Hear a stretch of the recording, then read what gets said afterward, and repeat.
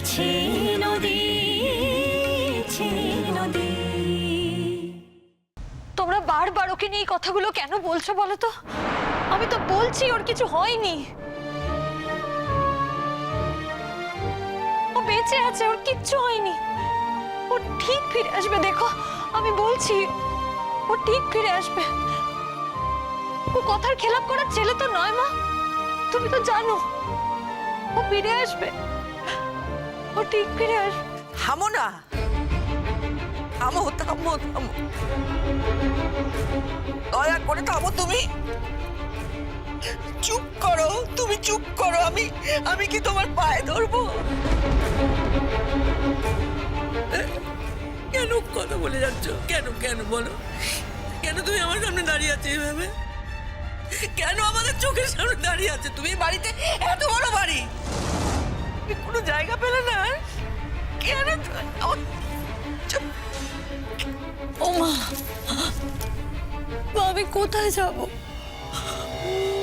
ওই ঘরটাতে আমি থাকতে পারছি না। আমার খালি মনে হচ্ছে ও পাশে আছে, ওর গলা শুনতে পাচ্ছি আমি। শুধু ছুটে গেলেই দেখছি ফাঁকা, কেউ নেই। আমি তাই তোমাদের সবার মাঝে থাকছি। আমি ঠাকুরকে ডাকছি মা, প্রাণপণ ডাকছি। আমি বলছি আমার অনুরাগ কেড়ে দাও। ও আমাকে ছাড়া থাকতে পারে না, ওই বাড়িটা ছাড়া থাকতে পারে না মা।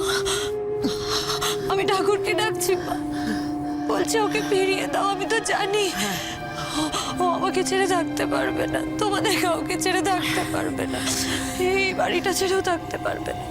আমি ডাকছি ঠাকুরকে ডাকছে, এখনো ঠাকুরকে ডাকছে। আর ওই ঠাকুরকে ডাকার জন্যই আমার ছেলেটাকে টেনে নিয়ে গেছিল এই বর্ষাকালে পাহাড়ের মধ্যে। সব সব লুটে লুটে পুটে নেওয়ার শখ হয়েছিল, ওই জন্য টেনে নিয়ে গেছিল। তো ওই জন্য আমার কেন তুমি আমার চোখের সামনে থেকে সরে যাও না?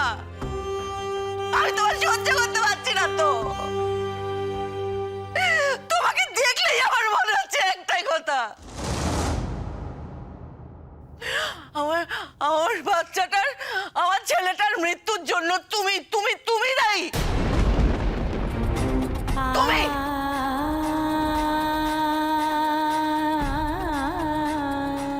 চাপ চাপ সরে মালবিকা,